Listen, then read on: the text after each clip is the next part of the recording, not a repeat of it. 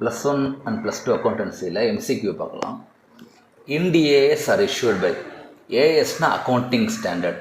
So always issued by Institute of Chartered Accountants of India. So CA institute தான் அதை issue பண்ணுறது. Okay, next, if the supplier of goods and services and the place of supply are in two different states இருந்தால் எந்த GST வரும் அப்படிங்கிறாங்க.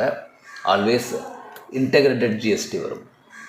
அதாவது within the state இருந்தானா it will be SGST and CGST.